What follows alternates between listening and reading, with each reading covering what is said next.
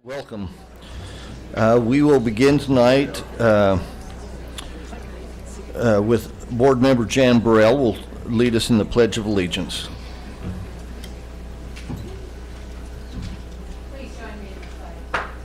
I pledge allegiance to the flag of the United States of America and to the republic for which it stands, one nation, under God, indivisible, with liberty and justice for all.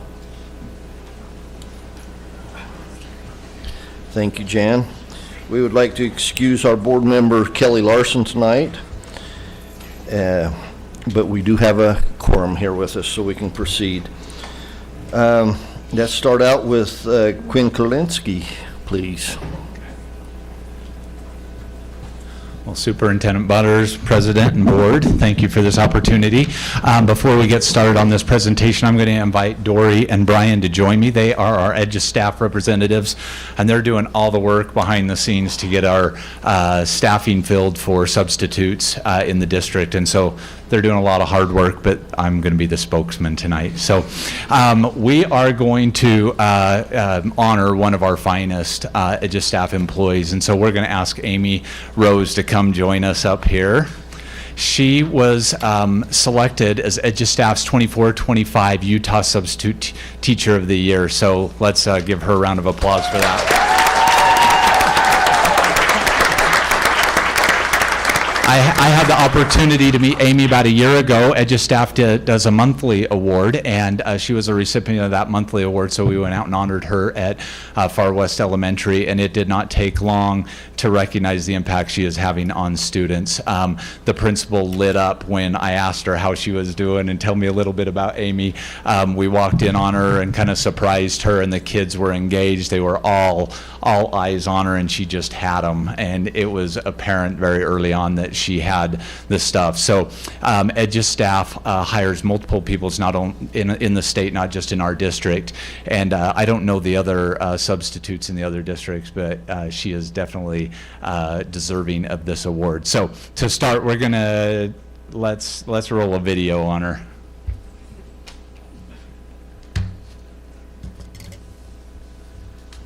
Oh, what's this?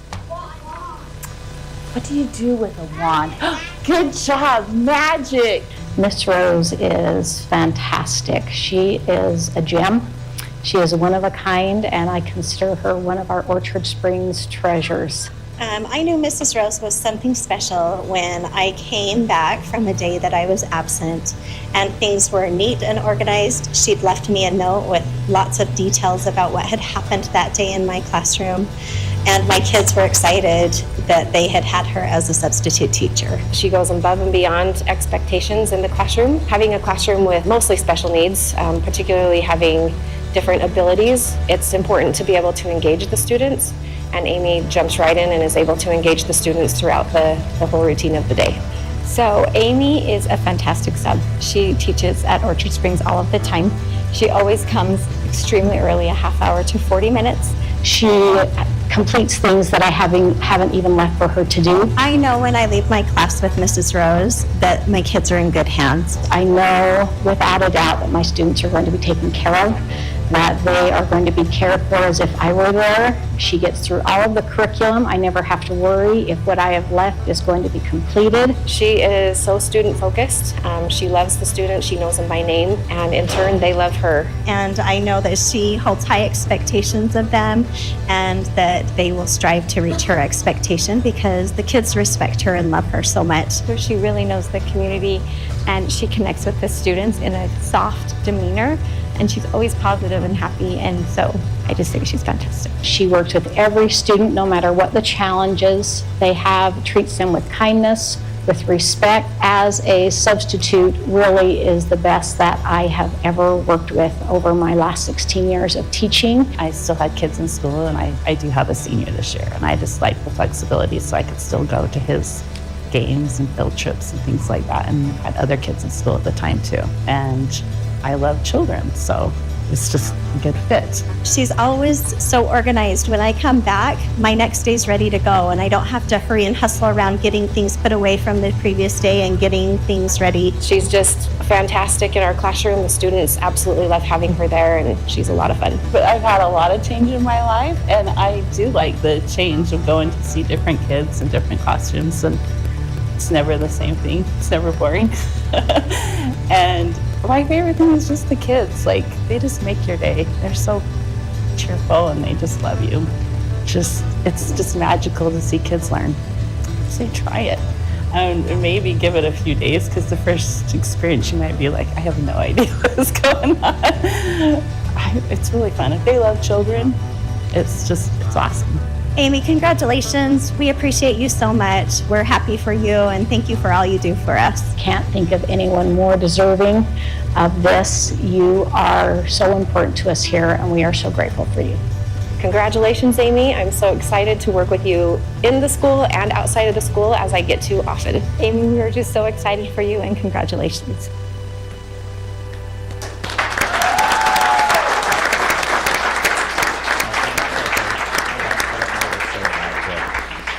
All right, can we go back to the slides? Thank you. So I called a couple administrators and asked them a little bit about Amy, and so here were some of their quotes, and we won't go through all of them, but she's the first person we call every time they need a substitute. They call Amy, and she answers the phone, and she keeps going back for more. She's adaptable in every situation with the ability to support students of all grade levels and abilities. It doesn't matter if it's a special education class, a general education class. She will take that assignment, and she'll make connections with the kids, and the kids will learn. Kids will learn if the teacher is gone and Amy is in charge, and that's something that is just amazing, because when a teacher leaves the classroom, they are worried that they're going to just lose a day of instruction, and it's not going to go well, and they know that she can go in, she can teach kids, and they're not going to miss a beat. We also have some comments from our educators, and probably a lot of the quotes came from half of that side of the room, because they're all here to support her. But she's a pillar in the community, an excellent example to our students. She leaves the classroom better than we found it. She knows the students' names and truly cares about ensuring that they are exceeding expectations. Whenever you have a teacher that's willing to leave their classroom and leave those 25 or 30 kids in the hands of somebody else, it is something special, and they do not hesitate with Amy at all. So with this, we are proud to present to her the EduStaff 24-25 Utah Substitute of the Year. Congratulations, Amy. EduStaff has an award for you and a check, and want to present that to you, and then we are going to, yes, that's right. This is what she's been waiting for, the microphone. So do you want to tell us who's with you? Yes. Okay. I have my husband, Dave, and my son, Jack. And then there's a few Orchard Springs employees and my friends and all my young women that a bunch of them came to support me. And I appreciate all of them. Wonderful. Thank you. Do the folks from EduStaff want to say anything? I think that's why I'm the spokesman.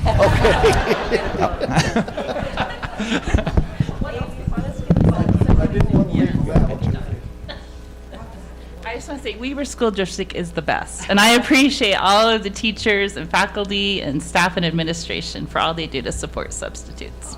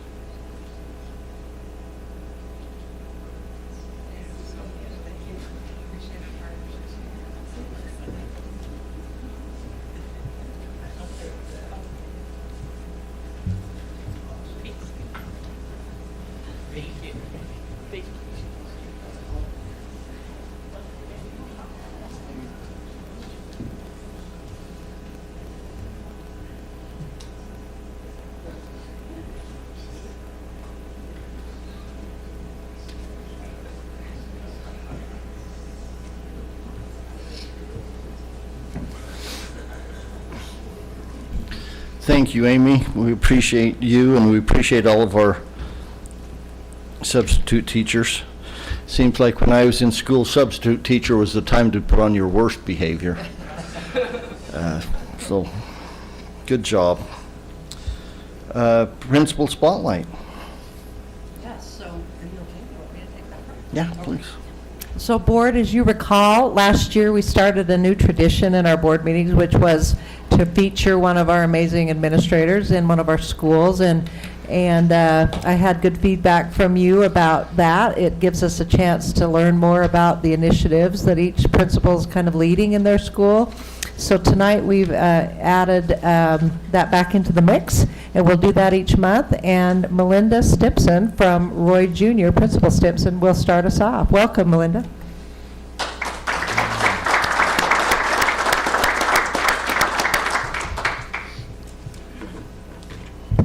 Is this my clicker right here? Let's see. Okay, I'm going to try and speed talk because there's so much to say about Roy Jr. that there's no way I can fit it into such a short amount of time. I do want to start off by saying, though, that tonight we won the very first ever boys volleyball game for Roy Jr., so I got to, that was awesome. It was a great game. So anyways, that was a lot of fun. Roy Jr., we've got a lot of good things going for us at Roy Jr. One of our biggest things is we think all kids can learn at high levels. And we want them to come out of our school with grit and with community and culture and all the good things that make them be a Razorback. This year we took a book that we had read, and we're reading it together, called The Coffee Bean, and some of you maybe have read it, but it's about the power of positive transformation, and we did this year with our faculty. And we are trying to take every moment that we have and turn that into a positive, no matter what it is that's coming at us, and change the environment around us, and not react to what's going on, and be the change that is there. So when we look at our school and our culture, we looked at our faculty and said we need to be a team together. We took the Diamond Hogs, which is a Razorback logo and a name for the Arkansas Razorbacks baseball team. So we just threw that at our school too, because why not? So that's what our faculty is, and we have tried to just bring them together from the part-time staff custodian just all the way through the school. And I have custodians that will stop and ask, when are we wearing our shirts, when are we going to match? And I will say Friday, because we always match on Fridays, because I want to match. But anyways, unity is strength. When there is teamwork, collaboration, wonderful things can be achieved, and I think that Roy Junior High shows that right now. Over the last couple of years, we have seen major success through the PLC work, through the teachers and the teams that we have. And this is due in part to previous administrators and the teachers that have really worked hard on doing what they've been asked to do. We have seen a 13% growth in our English language proficiency over 2 years, which is an amazing jump. If we then go to mathematics has grown 7% from 22 to 24. Which is also fantastic. And the thing that we're looking at is, with this positive transformation, that's not enough for us. We want to keep on going, because we do think all kids can learn at high levels. And so then we'll go to science, which also had the highest growth, 13% again, but also this year we think that we got another 4% out of them. So that proficiency, we're looking at 17% over 3 years, which is fantastic, which is unbelievable. And I'm going to attribute that to teachers who were willing to stretch and do things that were uncomfortable for them. Our science department, things weren't working, and you can see that they were working, 13% growth, but they felt like they needed a change. And so with the help of administrators that went in and talked with them, they changed what they were doing, and were able to get another 4% of growth out of that. And so I think that's just amazing. The reason that the school is growing is there were systems put in place by the district, by the school, by teachers that we have relied on heavily at the school. Our PBIS team, which is our Positive Behavior Intervention System team, is a committee of stakeholders. We have community, we have parents, we have students, we have teachers, we have every staff represented on that. And they have, if you look at this chart, it kind of speaks for itself. In 1 year, we have gone from our team's intervention from 50% to 100%. Our implementation went from 44 to 61%.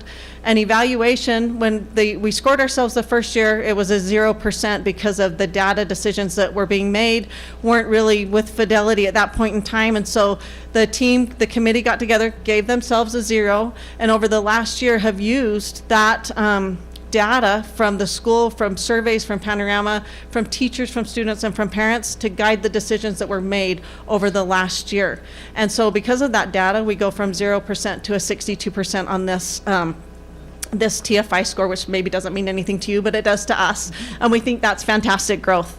Also, because of that, it supports our teachers so much. You know, it's hard. Teaching is hard, and so we want to give them as much support as we can. We were able to add another instructional coach to that, which gives them classroom support, behavior management support, and just someone to talk to.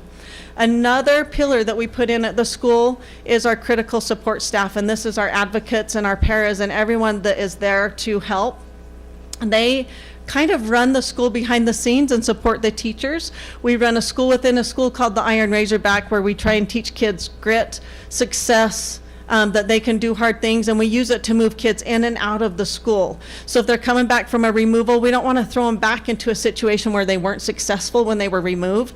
We want to transition them back slowly and in stages, and advocates kind of follow them as they go back into the school. And they're there to kind of slow them down. If it looks like it's not going to be successful, they slow them down and get them used to just being a student, because sometimes we find kids just don't know how to be a student. Like we're teaching them again how to be a good student. This year we implemented it with our SEL classroom. We have a behavior classroom at Roy Junior High, one of 2 in the district at this point in time. And we are now using that we are transitioning those kids out of the SEL program and trying to transition them back into full inclusion in their school, whether that's with us or with their home school. And so that's been successful so far. It's an experiment. We're not afraid to try new things. We're ready to go and do what we need to do. When I go back to something that the district jumped behind last year was StoryCon. And Amy Hall, you guys honored her a few weeks ago. She's amazing. She got our teachers to go to this literature and literacy event, and we had authors there and classes for teachers, but also it was a whole thing for students also. And so it had a huge impact on our school. We sent every one of our English teachers, including our special education teachers that teach English, to this event.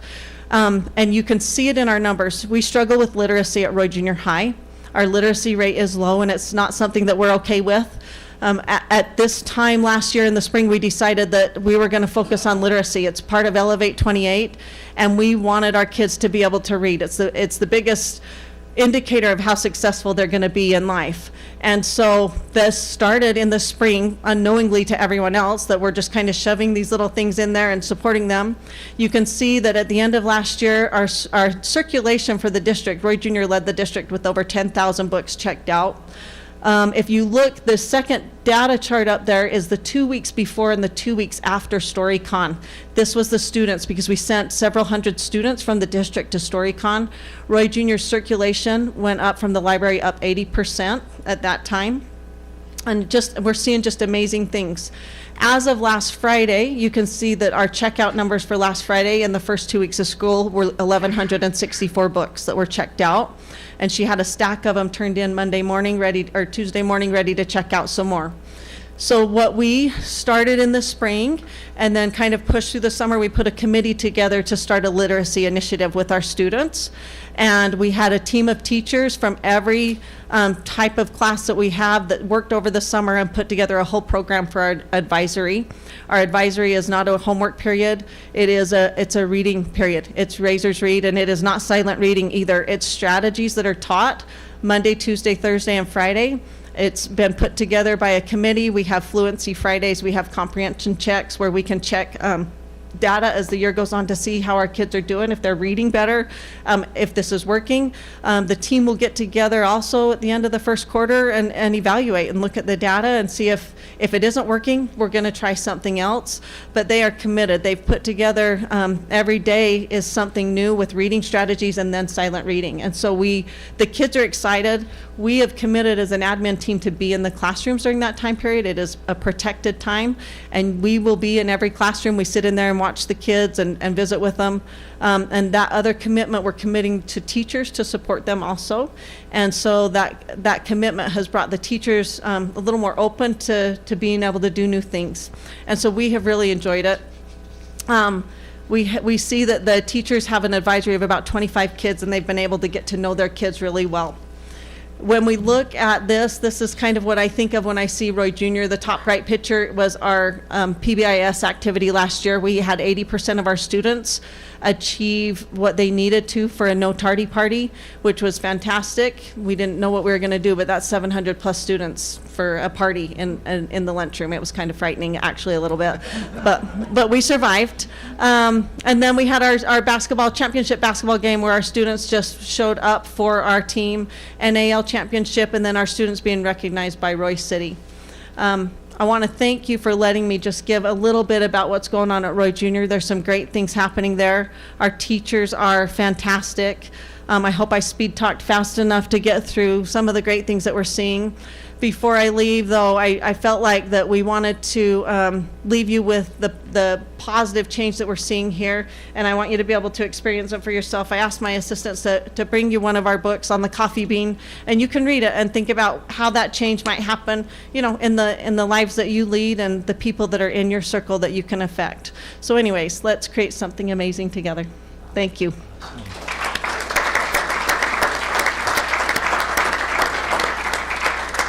Thank you. That's an awesome report. Thank you very much. Thanks.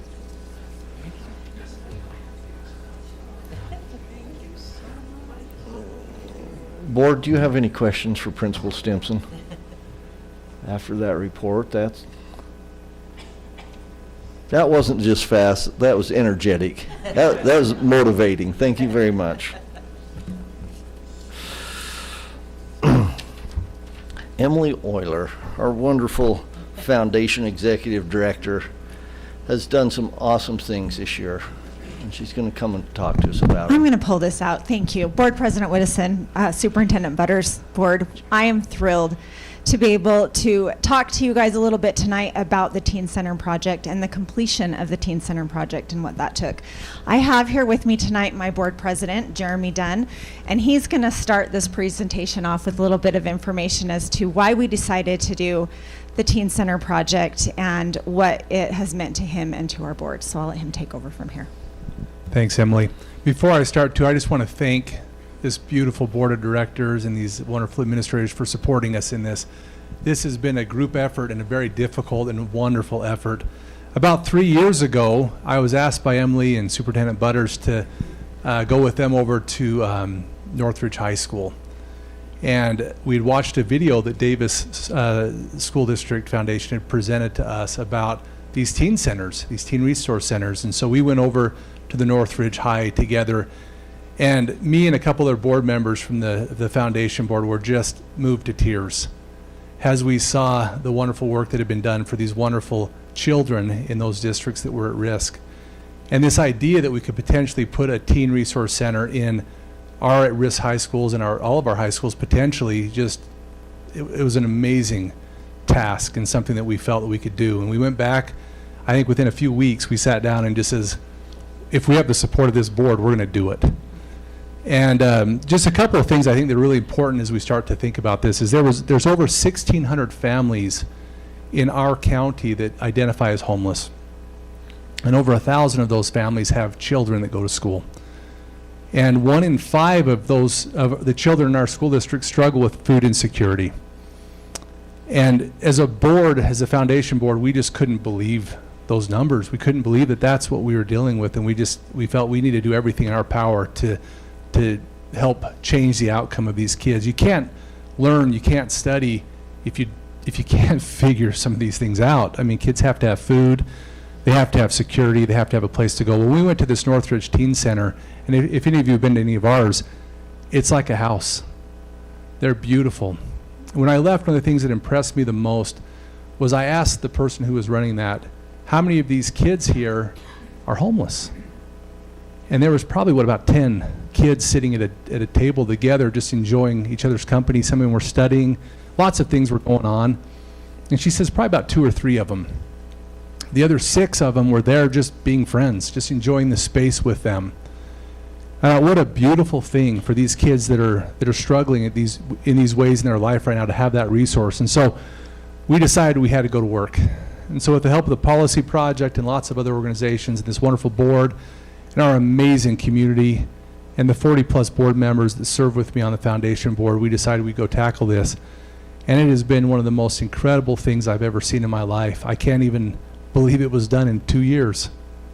In 2 years, we were able to raise enough money with the help of the state and a lot of other wonderful organizations to build one in every single high school in our county. And if you have not seen them, please visit them. They're amazing. I'm so proud of these resource centers and what they have to bring to our students who are at risk. And again, thank you so much. And I feel so humbled to be here for our board. We have such an amazing foundation board of directors. I'm definitely the least of them, but I'm glad to be here to represent them. Thank you, Jeremy. As you can see, we've got some amazing, it makes me super emotional. We have got some amazing board members on the Weber School Foundation board, and I can ask any one of them at any time and to come in and help with anything, and it's where and what and when, and we will be there no matter what. And Jeremy is no different. He is going to be a fantastic board president. He's starting off this year, but he's been on our executive committee for several years, and we just feel really lucky to have such an amazing board. So he kind of gave you a little bit of information about the why, and I would like to take you through each of the teen centers that we have built and the order that we built them. So Two Rivers Teen Center was our first one, and originally we had kind of thought it would maybe be a one and done thing. We'd build a teen center at Two Rivers High School for kids that were most in need, and then we would be done with the project. But as we started doing the research and really figuring out how many kids were struggling with actual homelessness or difficult home situations, not having power, not having the utilities that they need to really, come to school with clean clothes and a good shower in the morning, we decided that we needed to make this a priority and do it in each of our high schools. So Two Rivers was our first one. It has been operating the longest, and we have the best data from the Two Rivers High School Teen Center. This is just from last year. So from August 2024 to April 2025, close to 6,000 visits at the Two Rivers Teen Center. And you can see why they visited the Teen Center. Those are some pretty staggering numbers. But we're doing something really good, and we're removing some barriers so that some of these kids can focus more on what they're meant to be focusing on while they're in school. I ran into a student a couple of weeks ago that I met when we first started building the Two Rivers Teen Center, and he is a first-generation college student at Weber State now, and he said that had he not had this resource, he's not sure that he would have been able to get there. So there's so many really cool stories like that that we could talk about all night long. Bonneville was our second teen center that we opened.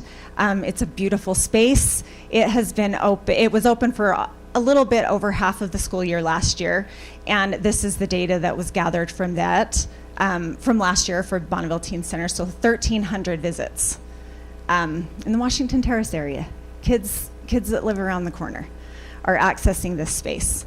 Our third teen center was the Roy Teen Center. We did this ribbon cutting, and then we ran into a little bit of a hiccup, and the fire marshal wouldn't let us open quite yet. Is that accurate, Larry? So we had a little bit more work to do in the teen center. It didn't open right after the ribbon cutting like we thought it was going to, but once it did open, we had 168 visits in just a couple of months there. Still really trying to work on getting the word out at the newer teen centers and letting these kids know that these spaces are available. But again, 168 kids in less than 2 months is pretty amazing. The Fremont Teen Center opened right around Christmas Tree Jubilee, and they were open for about a month and a half. Not a lot of great data on that one either quite yet, but like I said, all of these are open and fully functioning this school year, so we're really excited about that. They had 82 visits in those 2 months, and then the Weber High Teen Center was our last one to open before Westfield. This opened just after Christmas last year, and had 64 visits in those 2 months. So we're making some really good progress. We're removing some barriers for a lot of kids. And the interesting thing is that even, in neighborhoods that we don't think that necessarily need a teen center, they're being accessed and they're being used. Westfield, we opened 2 weeks ago. We did our ribbon cutting 2 weeks ago. This is the Westfield Teen Center. And Mr. Martini, Principal Martini, talked about students that he knows are homeless in his school currently right now, and that they'll be able to start accessing this teen center right away. So last school year, teen centers were accessed 7,600 times in Weber School District.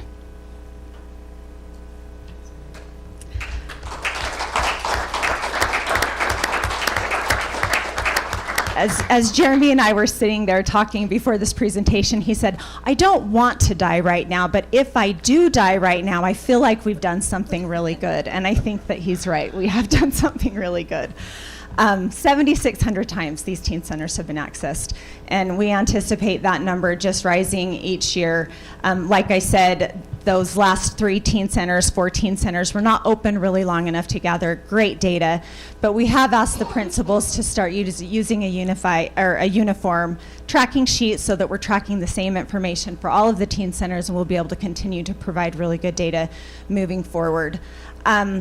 Another thing that I wanted to touch on is that Jeremy talked about 1 in 5 kids in Weber County is food insecure.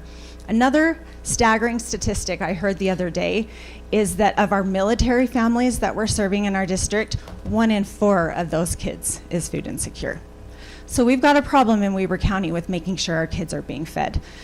In your packet, I provided a Weber School District Food Pantry statistics report that you can refer to, but this was provided to us by Catholic Community Services, and it gives some information about how many families CCS served over the summer, and then total enrollment at each of our schools, and how many of our kids are on free and reduced lunch. So you can kind of take a look at that data and wrap your brain around how many of our kids really are struggling with that. And the neat thing about the teen centers incorporating food pantries with each of those spaces is that we worked really hard to make sure there was a separate access point, not in the high school, but outside of the high school, so that if families or community members need to access that space without walking through the high school, they can make an appointment and visit the food pantry and take the things that they need without feeling like they're walking through the school, and being embarrassed about that. We're trying to remove that stigma so they're not feeling like it's a place that they don't want to be. So I wanted to quickly break down the cost of each teen center. Two Rivers, like I said, was our first one. It was about $311,000 to build that space. We had a lot of work donated. That was our first one. That was the least expensive one. But moving forward, Bonneville was $570. You can see the cost of those, but the total cost of the teen centers was just under $3 million, which is a pretty hefty price tag. But we are really, really lucky to have such an amazing community. The legislative funding that we received, that the policy project worked really hard to legislate for, or to make available for each of the school districts, was about 1.3 million that we received. We received 250,000 for each high school, and then a little bit less for Westfield because we weren't starting from scratch at Westfield. We needed to raise almost $3 million, so we were short quite a bit after that legislative funding. So through Christmas Tree Jubilee and foundation dollars, we raised $913,000, which is unbelievable. Our community then kicked in another $200,000, and then we received just about $457,000 from private family foundations. What I want to make really clear is that those bottom 3 categories that I just mentioned, those are all community dollars. That is money that came from our community of people who said, this is something that we need to support. these are kids that we want to help, and these are barriers that we need to remove, and this is a good way to do it. And so we're so grateful that the policy project worked so hard to get us that legislative funding, but the bulk of the money came from our community, and I think that is one of the most amazing things. And we really need to make sure that we're recognizing that and thanking our community members for showing up for us. So that's really all we have. Just next steps, we would really love to be able to figure out ways to keep the teen centers open a little bit later in the day. So we're working with principals. We're pulling all of the principals together to talk about best practices, what they've learned over the last year, and share their stories with each other, and then possibly get some community volunteers in to help us keep those teen centers open a little bit longer. But like Jeremy said, we could not have done this without your support. We could not have done this without the foundation board and the community support. Could never have done it without facilities and the tech department here at the district. We have just had the most amazing amount of support, and it truly does take a community to do amazing things, and that's, I think, what we've done here. So do you have any questions or comments? I do. So now what do we do? What can we as a community do to keep the teen centers stocked and keep them just as available as they can be? We have lots of different ways to contribute. We have some of the things that are really hard to come by from Catholic Community Services are grab-and-go snacks. Those are the things that go quickest at the teen center, but that are the most expensive to purchase in the store. Like beef jerky, like small cracker individual packs, just little things that they can grab and take with them. We have lots of lists of those. We have a QR code that you can continue to donate financially.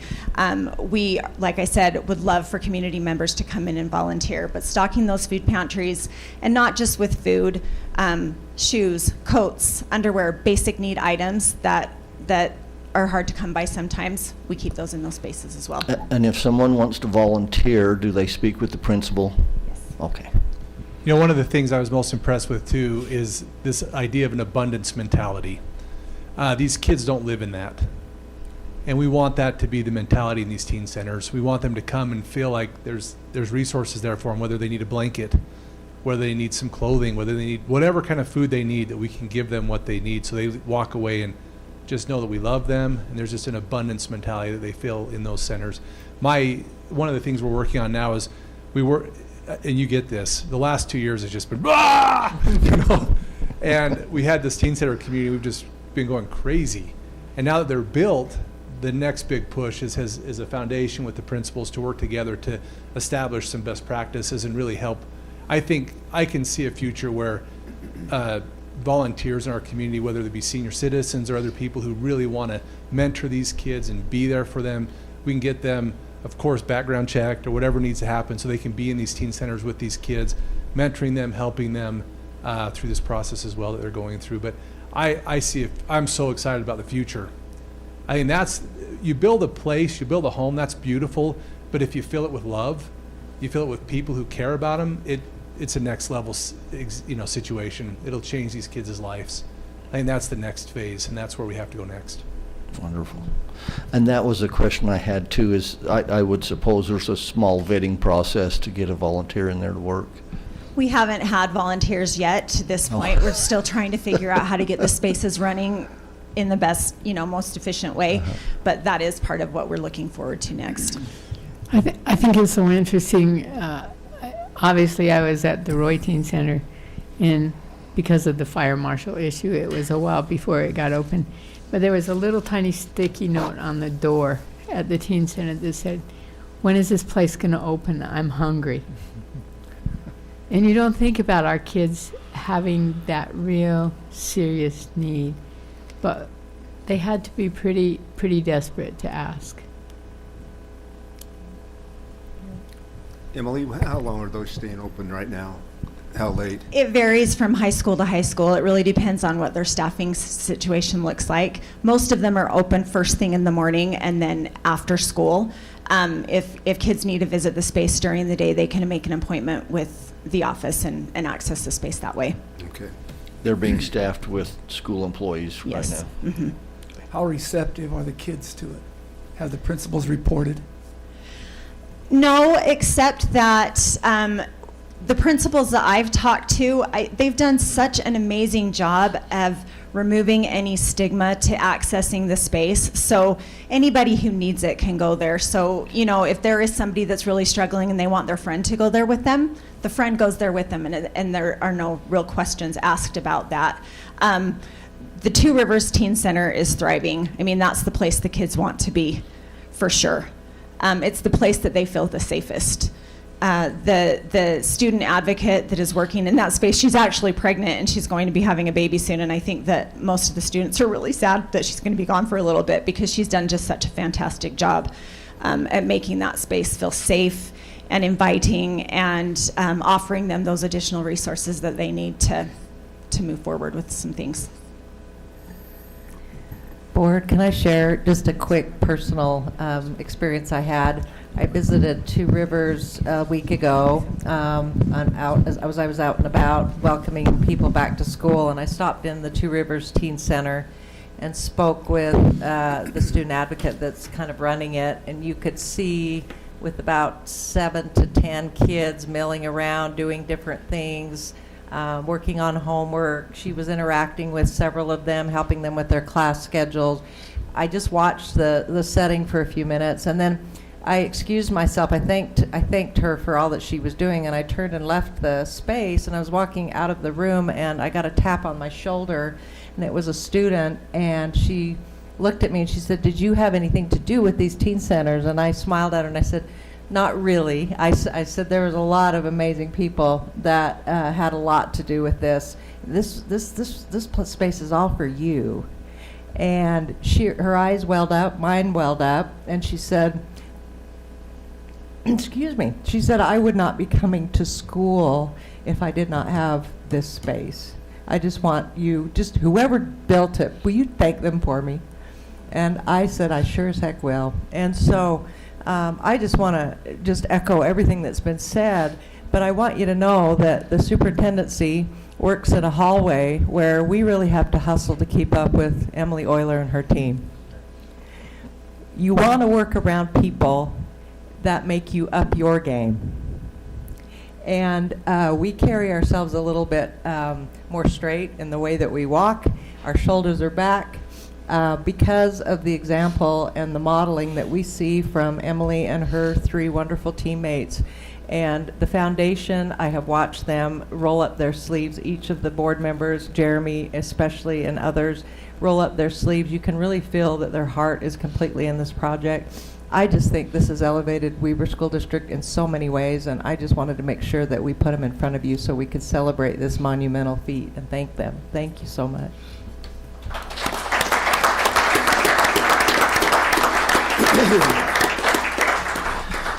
Thank you so much, and please let everyone on the foundation know how much we appreciate all the hard work they do and everything they do, and your group, and thank you.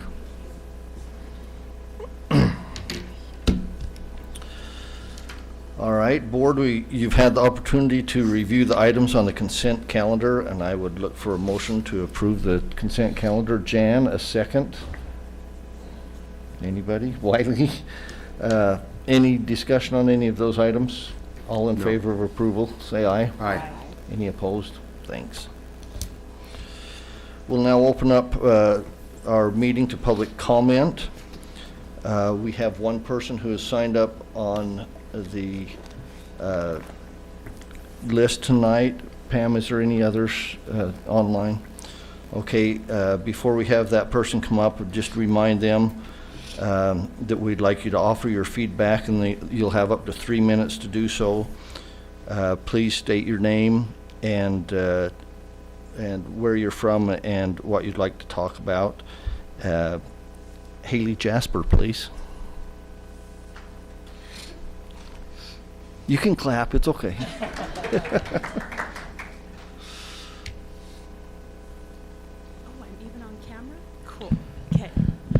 Well, I'm Haley Jasper, like was just mentioned. I am a mom of 4 kids that have all gone to Riverdale Elementary, 3 of which are still there. My oldest just went to T.H. Bell.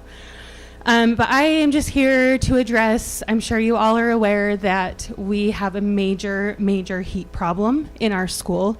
We do not have air conditioning.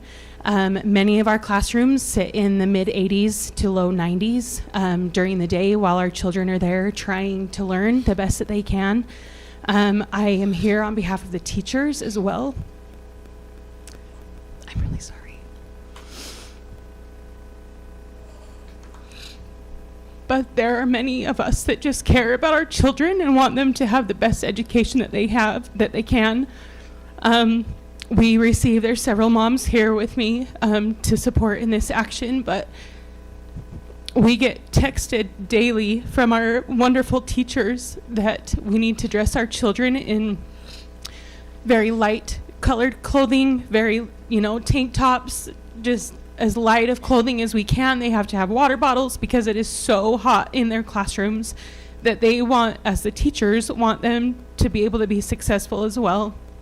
My husband sent an email to Mr. Hadley last week, I believe it was, has not heard a response back, but attached some of the text messages that we received from teachers saying, please bring your children in light clothing. It's very hot.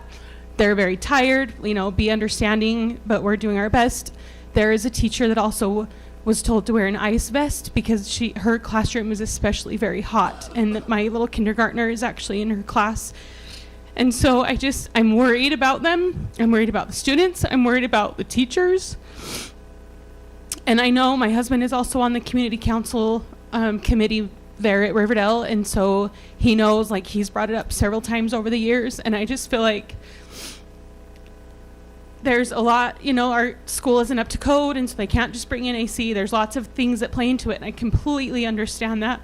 But I just want you to know that there are parents and children there that are suffering, and I just want maybe to let that come up on the agenda a little bit higher, just so that we can get Riverdale some help, because they need it. And I've had several friends that have pulled their kids out that have gone to these new elementaries that are built and beautiful, and I love them, and I'm grateful for the new schools that are being built, but I don't want to give up on Riverdale because I believe in that school and I love that school.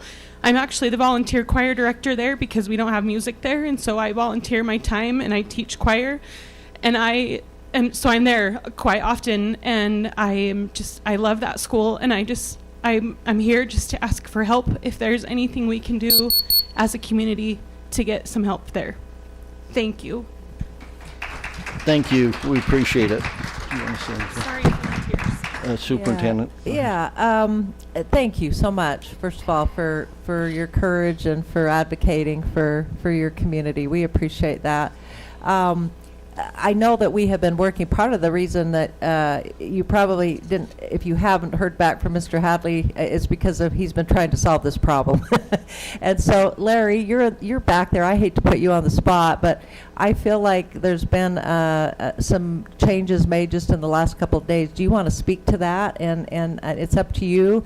But we don't normally respond to public comment, but I do want you to know that we are seeing some improvements in the temperature just over the course of the last day or so because of some changes we're trying to make. And so if we can continue to get your feedback, we'd appreciate, see if it continues to come down.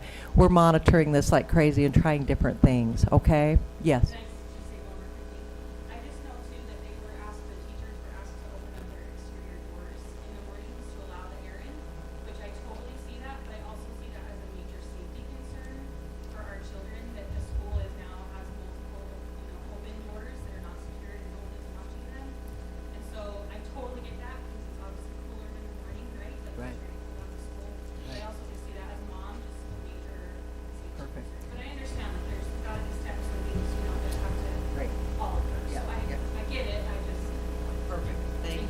Thank you. We'll continue to monitor, okay? Keep working to improve it. Thank you.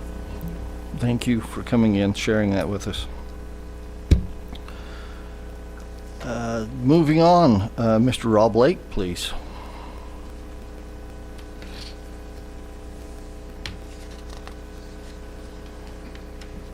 Okay, Superintendent, Board President and Board. I'm here to talk about the calendar committee that was able to meet a couple times this summer and to discuss a couple options for the 26-27 school year. So just so you know, on that committee are school administration, district administration, parents, PTSA, WEA. Sarah Cox is the new WEA president. She's part of that committee now. And classified employees, teachers were also included in that and allowed to give some input in the meeting. And so we met twice, got some feedback on our calendar options, and then we sent those options out to the schools once teachers came back, and they were able to give some feedback and also vote on which calendar they preferred. And so we had, at the time that we sent this information in, we had over 1,100 votes, and 58% of them had voted for option number 2, which is a later start date, and going probably a lot of that factored in. Was it Ms. Jasper? What she just talked about? They want to start as late as possible, and with some of those hotter classrooms. And so option 2 also school would start on a Monday. And something I didn't do a very good job of communicating with, and we'll have to probably go back and get some more input, was that we don't want to do 5 days of early outs on that first week. And so what probably makes sense is maybe going a Monday, Tuesday, a Wednesday is always going to be an early out, so there'd be 3 early outs. And then we'd have a regular days on Thursday and Friday. That's something we'll send back out and make sure that we clarify with everyone, just so we're clear on that. Also, Sarah sent out kind of a little poll to the WEA members, and it was overwhelmingly calendar number 2 option as well. And so based on that input, we would like to recommend to the board the 26-27 calendar option number 2 for consideration and approval on a first reading. Okay, thanks, Rob. Board, any questions or comments or questions for Mr. Lake? If not, I would ask for a motion to approve the 26-27 school calendar on a first reading. Janice, second. Bruce. If there's no other discussion, all in favor say aye. Any opposed? Thank you. Thanks. Appreciate it. We'll next hear from Laurie Adams, and she'll walk us through the 2025 negotiations that we've had with our support professionals and administrators. President Whittison, Superintendent Butters, and Board, I'm happy to be here tonight to share with you that we've been able to conclude our negotiations with our administrator group as well as our education support professionals. As you recall, last month, Nicole presented on the WEA, and that we were able to conclude with them by doing an MOU. With our WESP group, I'll start with the WA group. With our WA, our administrator group, some of the additions to the agreement include interns' provisional status may be extended for up to 5 years. This is in line with educators that their provisional status can be extended up to 5 years. It has been the practice of the district, but has not been clearly written in the WA agreement. So we want to add that into the WA agreement. And then FMLA, and this kind of relates to the memo or the MOU that was presented last month with the WEA negotiations. With the new medical leave policy that was approved last month, policy 7700, that policy now incorporates FMLA, the paid paternity and paid postpartum leave, ADA, and the disability benefits, short-term disability and long-term disability. So we are proposing to remove the language in the agreements and just reference to the medical leave board policy. That language in the agreements under the FMLA is all mandated by federal law, and so it is non-negotiable. So removing it and referring it to our medical leave policy.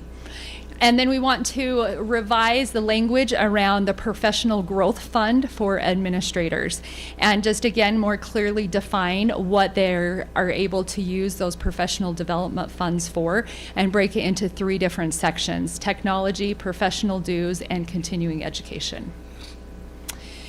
In the agreement, retired administrators receive a benefit that has been referred to as Medigap benefit. Medigap is misleading, that term Medigap, because there is not a gap between insurance. It is actually a supplement that they receive to their Medicare. So when an administrator turns to the age of 65, they transition off of our insurance onto Medicare. And so it's been negotiated that they can receive up to $100 a month to put towards a supplemental insurance along with their Medicare. There has been proposed that that monthly amount be increased from $100 to $200 a month for administrators who are at the age of 65 for that Medicare. And then we also want to add some language around the administrator retiree benefits, that the benefits will be reviewed annually based on budgets and funds available. And if there are any benefits that are being discussed about being terminated, that the district will give the retired administrators 2 years notice on those benefits.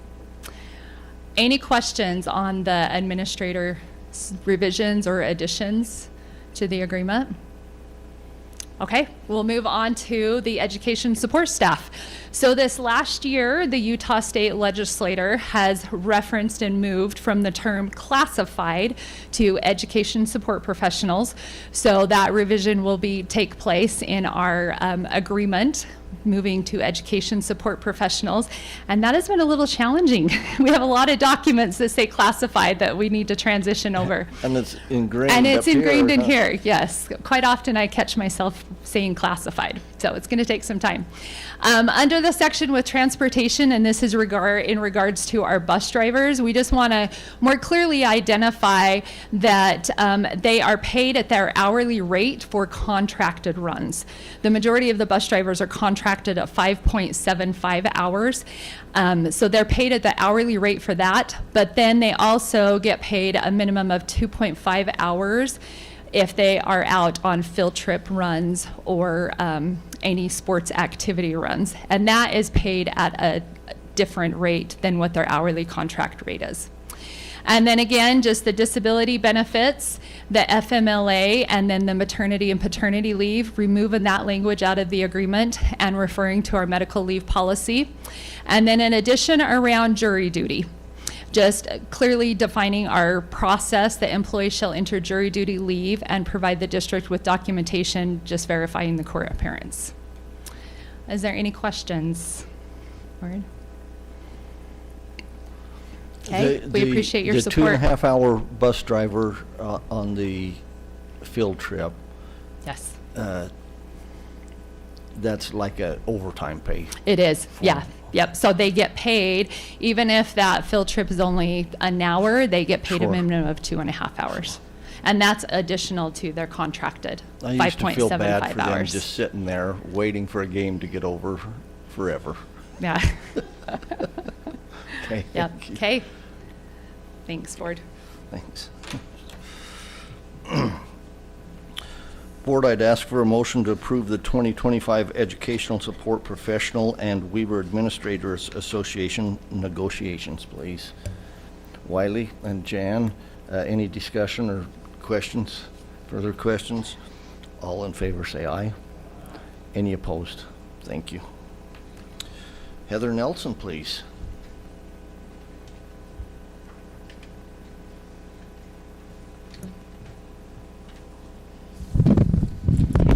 Might be easier. Superintendent Butters, Board President Widdowson, and Board, I was invited to gather some information, and I'm thankful for the opportunity to present that to the Board this evening. So let's see. So as outlined in Policy 6250, district administrators should closely monitor the number of students assigned to each school. And when there's evidence, a school boundary adjustment may be needed. District administrators should approach the board with recommendation for a school closure and/or boundary study.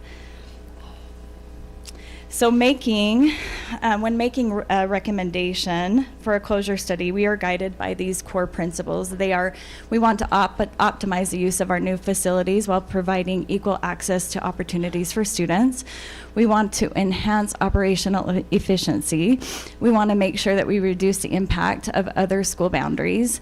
We want to analyze impact of transportation needs, meaning walkability, safety, busing costs, etc. And we want to always make sure that we're utilizing data. We know that change is hard, and so we're committed to minimize disruptions and reduce the overall impact. And we're going to accomplish this by taking a cone-phased approach to this. It's important to note that we will be reviewing data from all cones. However, after analyzing district data, the decision was made to start with the Weber cone for a couple of reasons. First is that Orchard Springs is one of our newest facilities, built in 2019, and it's operating at 53% capacity of its capacity. If you look at use over time, you see that this is the date that the data was taken. So there's historical data over 5 years. You can see that over a 5-year average, we're operating at 421.8 students under permanent capacity on average. Right now, currently enrolled, there's 467 students as of yesterday, which is 53% of building capacity.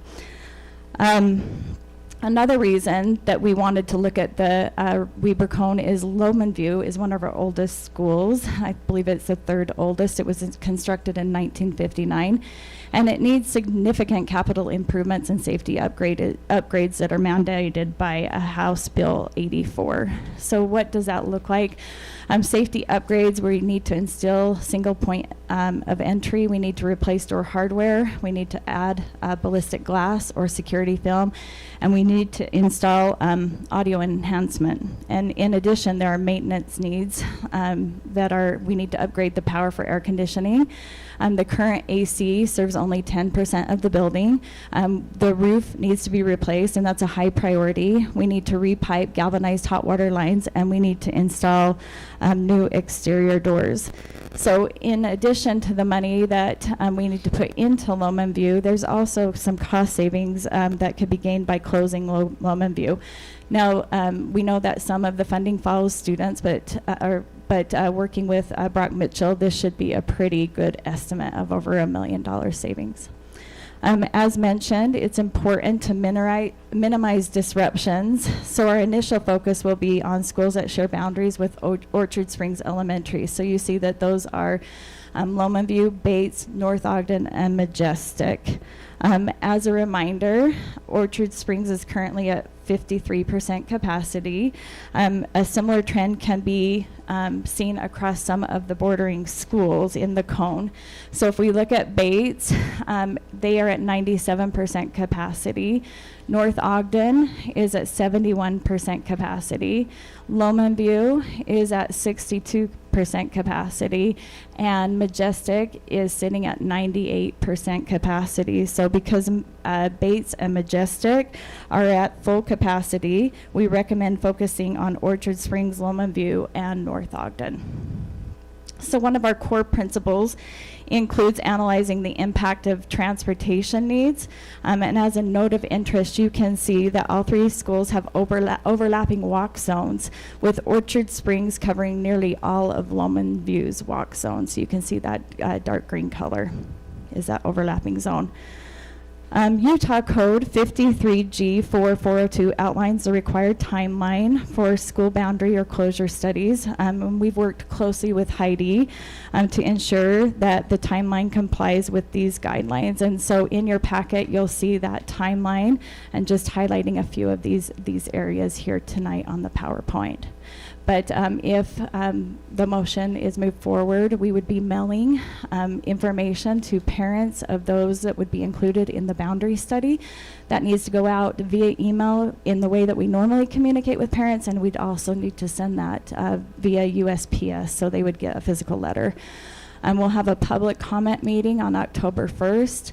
We will notify parents on October 5th of a public hearing that would be held on November 12th. We would have an open house for the boundary change at Orchard Springs Elementary on October 9th, where they could see the proposals for those boundary changes. We'll publish a Class A notice of a public hearing by November 2nd. There'll be an opportunity for another public comment on the closure on November 5th at our board meeting. That would also be the first opportunity for the public to have comment on the boundary change. There'll be a public hearing held at Lomanview Elementary on November 12th. Our final board vote on the school closure would be on December 3rd. We would also provide you at that time with an interim report and an opportunity for public comment again on the boundary change.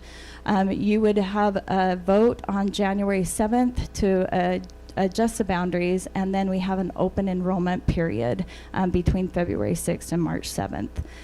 What questions do you have? And I have some really good help that could help me answer safety. And Can you define for me what open enrollment is?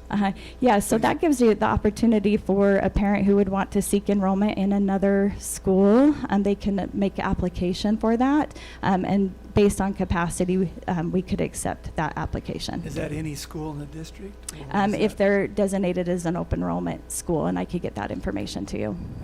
Yeah.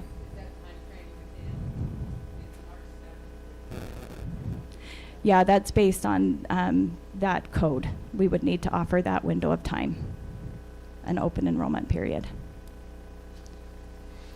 Going back to the figure that you and Brock Mitchell came up with was 1.2 million. That's per year. Correct. That's each year. From what we anticipate is obviously there's some teachers who would be shifted with students, and so those salaries would move along with those teachers. These are reductions that would follow staffing and utilities, things that aren't student based. Okay. Yeah. That's operating costs, yeah. Thanks. How much would it save the district as far as maintenance? Good question. My friend Larry Hadley, I'm so grateful he's here. What do you think? Oh, $3 million a year. bring it up. Yeah. Okay.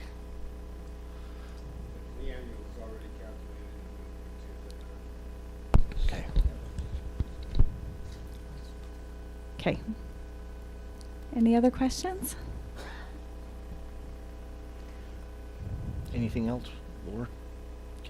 Okay, so we have a few recommendations. Recommendation 1, the Elementary Education Department of Weber School District recommends that the board authorize the superintendent to establish a district boundary study team to organize and conduct a boundary study involving Orchard Springs, North Ogden, and Lomanview Elementary Schools.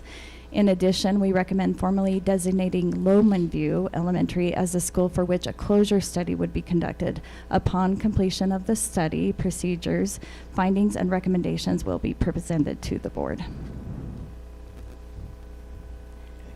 Do you want me to give you both recommendations, or would you want to tackle this one? Let's do them one at a time. Okay. Yeah. Board, I would need motion to approve recommendation number 1 of the school closure boundary study. Doug and Wiley, any questions for all in favor say aye. Aye. Any opposed? Thank you. Okay. Okay. Our second recommendation is the Weber School District Elementary Education Department recommends that the board initiate the notification requirements for a school closure for Lomanview Elementary School and boundary changes affecting Orchard Springs and North Ogden Elementary School. Okay. Board, can I get a motion to approve the school closure and boundary study proposal number 2, recommendation number 2? Bruce, second. Jan. Any discussion or questions? All in favor, say aye. Aye. Any opposed? Thanks. Wonderful, thank you.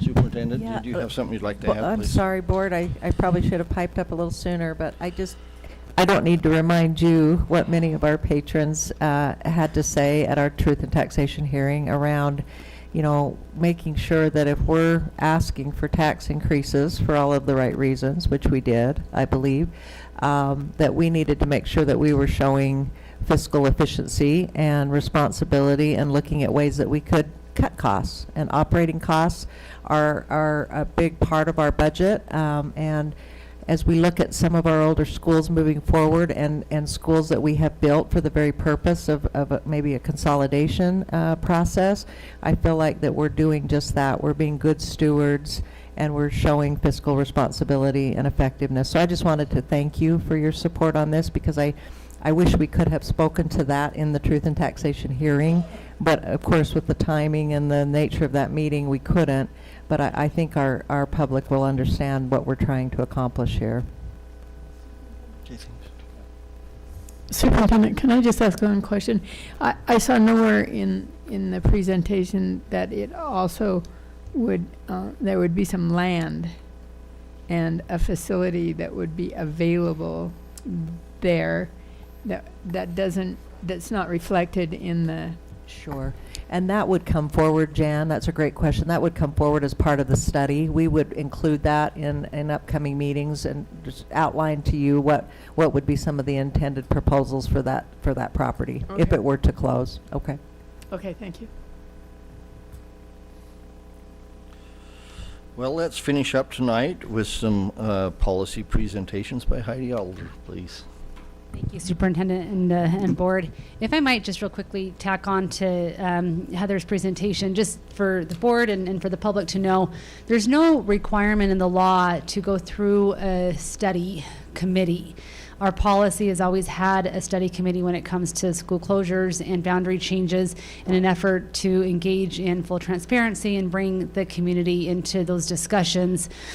We wanted to continue with that process. The law does require that we have public comment and that we have hearings, but just to make it clear to you that recommendation number 1 is not a legal requirement, but it's a practice that we've always complied with in the district, which I think is important to point out, that study period is an opportunity for the public to weigh in a different venue than just at the board meetings. Okay. With that, we'll jump into policies. We have 2 policies that are coming back to the board for second reading. Policy 4160, residency and enrollment. We didn't get any more feedback on that policy from the time we introduced it last month. We made one minor change to the policy from since last month, and that was just to note that the district, pursuant to federal law, cannot accept students who are living in our district boundaries on a tourist visa. Other than that, the policy is the same as it was last time it was presented to you, and so we would recommend that the board adopt policy 4160 on second reading. Okay, thank you. Board, I'd ask for a motion to approve the revised policy 4160, residency and enrollment on a second reading. Jan and Janice, any discussions or questions for Heidi? All in favor say aye. Any opposed? Thank you. The next is policy 7200, salary supplement for highly needed educators policy, and that's our SHINE policy. We did not get any feedback and make any changes since the last time this was introduced to the board on a first read. So we would recommend the board adopt policy 7200 on a second read. Thank you. I'll ask for a motion to approve revised policy 7200, salary supplement for highly needed educators program on a second reading. Bruce, second. Wiley, any discussion or questions? All in favor say aye. Aye. Any opposed? Thank you. We have 2 policies that we've revised. Policy 4200 is our school fee policy. We had to make a lot of changes due to legislation back in, excuse me, that passed this last legislative session, primarily to definitions. So those are all of those changes are statutorily based. We did make one change where we added a fine for the disposal of e-cigarettes when a student brings an e-cigarette in violation of our school policy. We would recommend that the board adopt policy 4200 on a first reading. I'd ask for a motion to approve revised policy 4200, school fee and fee waiver on a first reading, please. Jan and Janice, questions or comments? All in favor say aye. Aye. Any opposed? Thank you. The last policy on a first read, this is a revision of policy 4500, our extracurricular activities. This policy was revised to establish some parameters for allowing 9th grade students who are participating in high school athletics to enroll in designated sports-specific classes at the high school level rather than at the junior high. We recommend that the board approve on a first reading policy 4500. Board, I'll ask for a motion to approve revised policy 4500 extracurricular activities on a first reading, please. Janice, Jan, any comment or questions? All in favor say aye. Any opposed? Thank you. That's all I have. Thank you. Thank you very much. Appreciate it. President, could I just make one Please. comment Please, go about ahead. our amazing policy revisions? I mean, it's very difficult to keep up with what even legislative requirements are, and they do a phenomenal job, and they're slogging through policies that are going to take a long time, but soon they will be up to date, I believe, on getting to a point where we're just reviewing rather than They revising. will be up to date right until the next hundreds. legislative session goes in. Right. But just a big shout out to them because they work tirelessly every day on these policies. So thank you. Thanks. Could I say one other thing? Please. I know Heidi always comes up with an apologetic attitude. And really, we would want her to know how much we appreciate what she does and her committee. That makes a big difference in the organization and moving forward as a district in a efficient and legal way. So thank you. But you don't have to apologize every time. I asked Heather if I should stand down like Emily and said I'm so honored to present. There you go. Wonderful. Well, that concludes our board meeting for tonight, everyone. We appreciate your attendance and your input. Board, can I get a motion to adjourn the meeting? Wiley, second. Bruce, all in favor? Any opposed? Let's go home. Thanks, everyone.